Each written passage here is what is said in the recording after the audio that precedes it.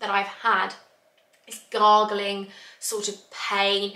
First told it was IBS for a very long time, and I even had a bit of garlic, but it actually came to me and it just made me feel like I didn't want to do story times anymore, because coasting at the moment and coping, I feel like it could. Hello honeys, welcome back to my YouTube channel. If you're just joining me now, then hi, my name's Imogen. Thank you so much for finding me. I don't know how you found me, but please stay.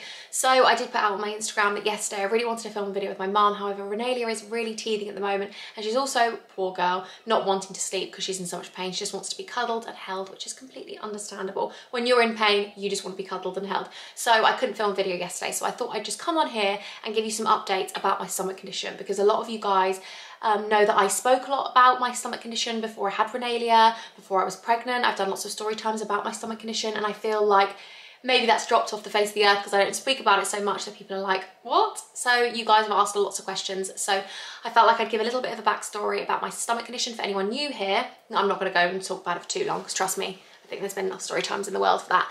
But I thought I would answer some questions that you guys sent on my Instagram stories for some just questions about my stomach condition, how being pregnant affected it, talking about where my stomach condition is now, talking about if it's inherited or not, and just speaking about things like that. Little backstory just quickly. My stomach condition is gastroparesis with gastroesophageal reflux disease. I was in hospital with it for quite a long time when I was in my 20s, and I was really unwell. Yeah. That's pretty much it. And also a lot of you asked actually about what the first symptoms I got of my stomach condition were. So it was misdiagnosed for a very long time. I was first told it was IBS for a very long time, and I sort of just played it off, and then I eventually got admitted to hospital. I was in there and they did all sorts of different tests. And my first symptoms were very much IBS-y symptoms, very bloated, struggling to go to the toilet, lots of gas, but also with the reflux, it was a lot of acid coming up, burning my throat. And obviously I was doing a musical theatre degree, so my singing voice, my vocals completely changed, and it was getting quite hoarse because of all the acid coming up. And they just told me to take peppermint oil capsules, and they were just very much saying it was IBS, and it was all to do with stress. It was at a time where I'd come out of a relationship, I was putting a lot of stress onto my body, working really hard to be able to pay for my university in London, and just rent and just living there, and just all sorts of things. So regarding my stomach now, I just want to quickly say, I did lots of story times on my channel, and I really do want to go back to doing story times. I've got loads of things in my mind that I really would like to speak about. However, a lot of you guys are asking me now why I don't speak so much about my stomach. And if I'm being completely honest, this is me being completely honest, and obviously not wanting to offend anyone that may have got very involved with my story times, etc. But with being so open on the internet, which I am and I chose to be, and I choose to be as a person, that is me. I'm very much heart on my sleeve kind of gal. I feel like with my story times, with me being so open, it actually caused me to get quite a lot of hate. Some people would be like really, you know, supportive and really behind me, but also people just wanted to watch the story. But then some people would get quite engrossed in it, and also quite obsessive with the story, that they then started sort of trying to go and find people, and then got different stories and got, you know, there's always two sides to every story, whatever, it really doesn't matter. But it actually came to me and it just made me feel like I didn't want to do story times anymore, because it just gave me a really negative vibe, because I was being questioned left, right and centre if I'd get a date wrong. And let's be honest, I'm 28. These story times, most of them were from when I was like 15 to 18, the majority, and some were at uni and some were a little bit younger, etc. But I mean, I don't know about you, but I really struggle to remember even what I ate for breakfast. No, I do remember that, but I do struggle to know what day of the week it is. I'm going to be honest. Spencer's like, it's bin day tomorrow, and I'm like, right, okay, I know that's the day now, so I know what day it is in my head, but I'm just terrible. But yeah, I feel like people attacked me if I couldn't get the right thing, like if I didn't know exactly the thing, and then they're like, you're lying, and it's like, oh, yeah. It was just a little bit intense. It was quite intense, and that was my own fault for being so open on the internet. But I felt like I wanted to share my stories, be honest, and I was never sharing my stories in the hopes that anyone would go out and be bullies to anyone ever in my life. I obviously never mentioned anyone's names or anything like that, and I've been too open and shared too much of the story, and I completely know that, and I hold my hands up to that, and you know, everyone makes mistakes and things like that. But I just felt like I was never telling these stories for that purpose, for people to go and hate other people. It was just to purely tell my story and just get it off to my best friends and vent to you guys, and also to show you that we all go through things, and I feel like it happens to you so you can tell a story.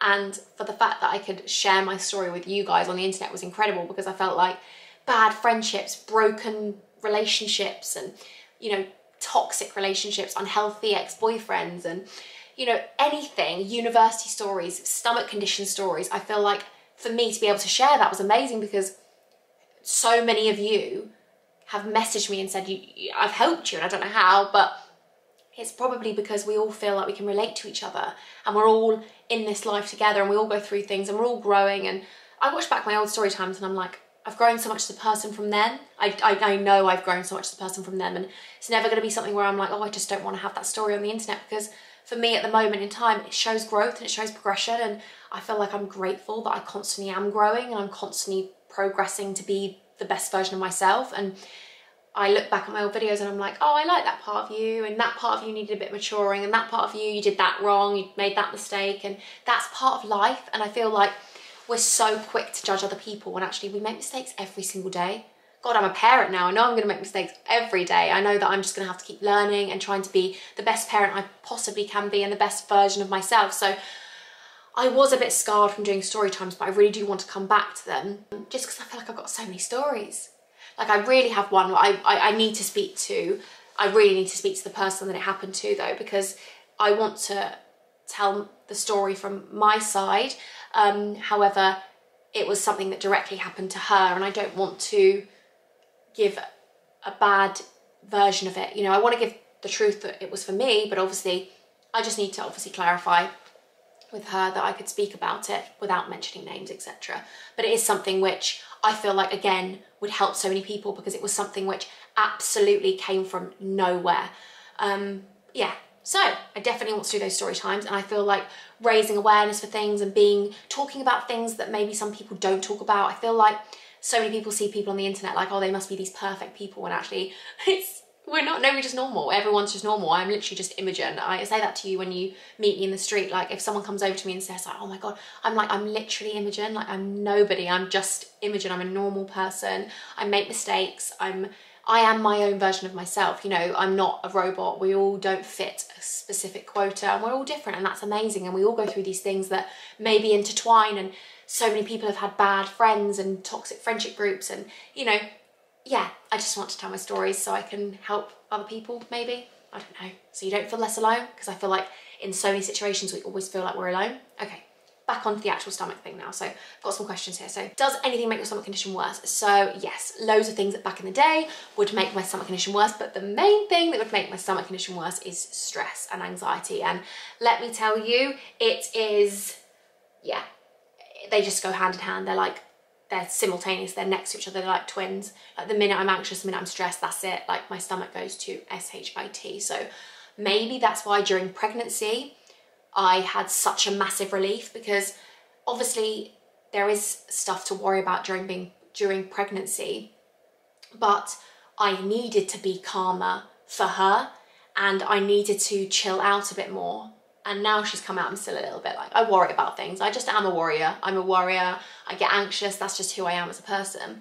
But also, I don't think I can say the word correctly, because my parents always said that. I say, when I was younger, I think I was like 4 or 5, I had this little, I was Mrs. Muffet or something. No, I sang that little song. What is it? Got no worries, got no cares. And I sang it like that. And I said, got no worries. And my mum and dad say that I say worry, like warrior, like a warrior. So it's warrior, isn't it? I'm a warrior. No, but I'm not a warrior. I worry. I don't know. I know what I'm trying to say. I worry about things. So I'm a warrior. But I say it wrong. Sorry. But yeah, during pregnancy, I definitely think I calmed down a lot more, because I feel like I needed to. Because obviously it's not just about me anymore. It's not about me at all. It's about her. It's completely about her. She's my priority. She always will be our priority now. You know, she's our child. So yes, I feel like during pregnancy I had a massive relief, but also I was working very closely with my specialist, but also I was working very closely with my nutritionist, and she was very, very supportive. We had constant Zoom calls, talking through things regarding diet and starting to try and implement things, because basically when I was pregnant, I craved things that I couldn't actually eat, and I hadn't eaten for 8 years. So I was craving things like dairy and butter and all these things that I hadn't had for so long. I literally hadn't had them for 8 years. So for me, when I got pregnant, it was very much, they were monitoring me very closely, because I couldn't just go and eat a massive, you know, bar of chocolate, because I hadn't had that for so long. I've only ever had dairy-free chocolate for so many years. But it was about what my body was craving and what maybe she was needing. Have I got a button undone? No.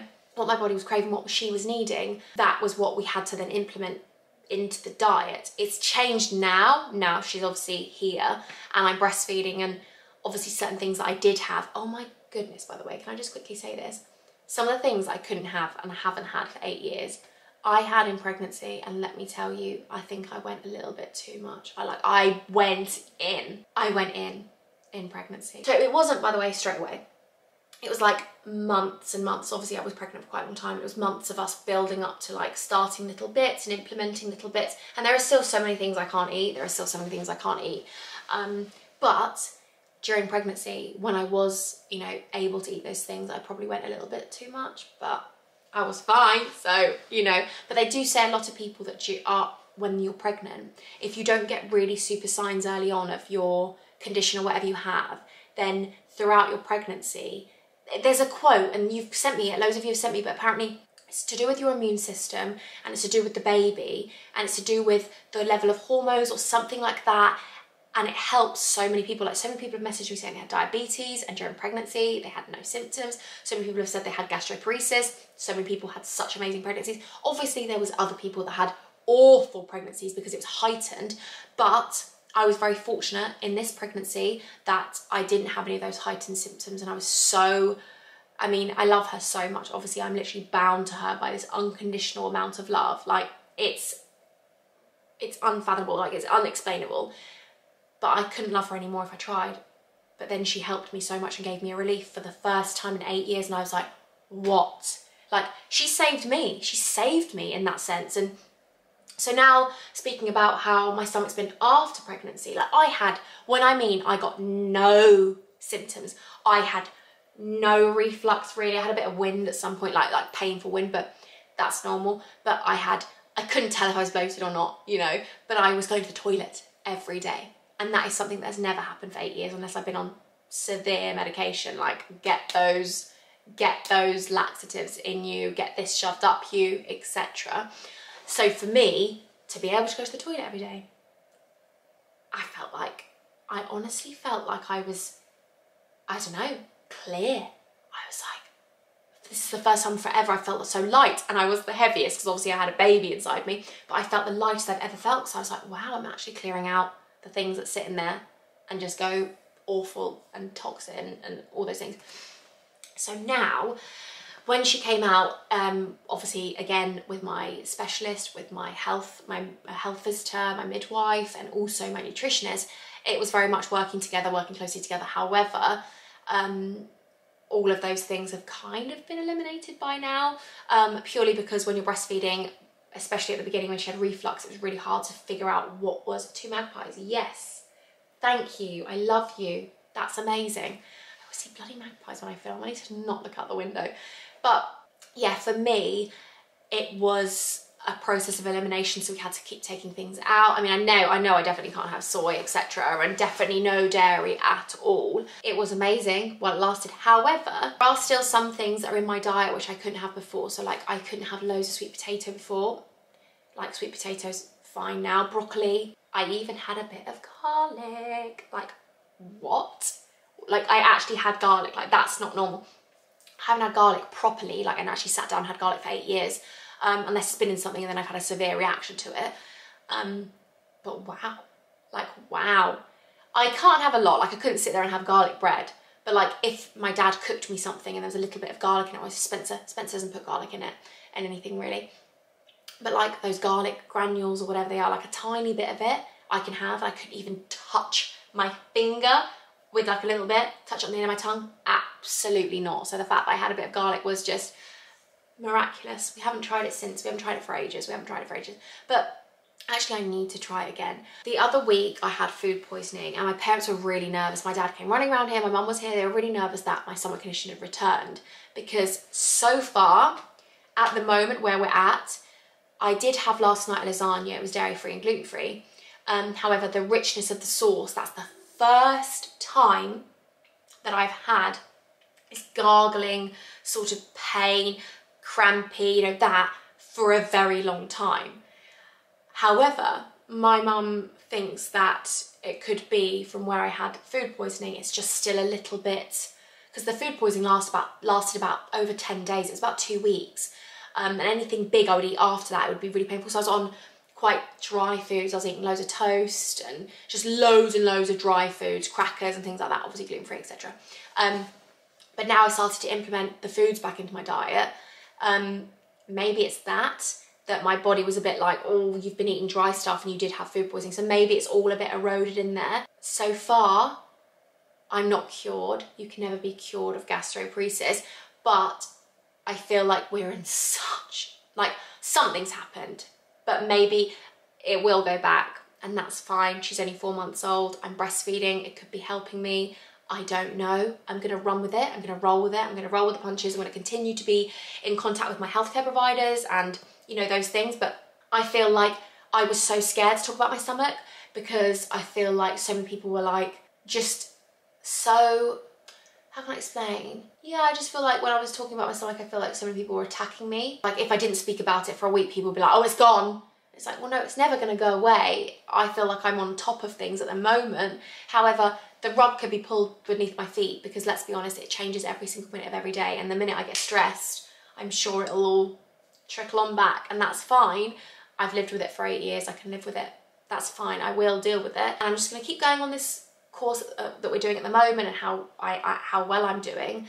And, you know, when the symptoms get more heightened, we'll tackle that. It's never going to be anything that goes away, but it's something which I'm learning to manage. And I feel like this is just because I had Renalia, and this is purely at the moment. And I know that that's right now, and I'm going to live in the right now because I'm really bad at that. I don't live in the present. I need to live in the present and just be grateful for the fact that at the moment we're doing a lot better. We're not doing incredibly, because I feel like my stomach's still on this like edge. I feel like I could just dip from the balance, if you get what I mean. I feel like we're just coasting at the moment and coping. I feel like it could go like this because lately I've been a little bit more stressed, and I feel like it's maybe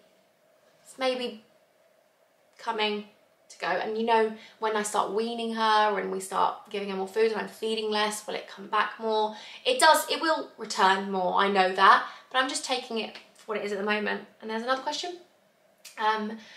So is it genetic? So no, I think it can be caused from like diabetes in the family or something like that, but no, it's not genetic.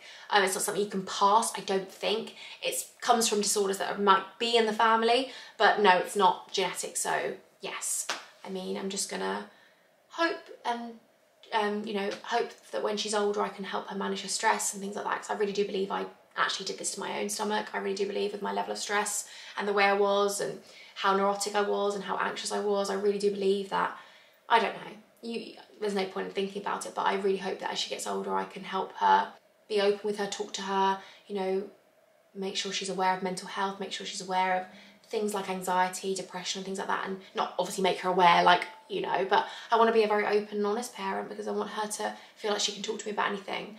And yeah, even if she doesn't want to, I feel like I try to always be there. And yeah, but at the moment, so far, we're doing well, but I feel like I just wanted to check in and give you a bit of an update, because I feel like it's been a long time coming. I haven't spoken to you a lot, and I'm really glad that I got to speak to you about my fears of like story times and things like that. But yeah, anyway, I love you guys so much, and I will see you on Saturday for my new video, and I really hope this has been a little bit of a clarification video. But I love you guys so much. Until next time, I'm going to love you and I'm going to leave you.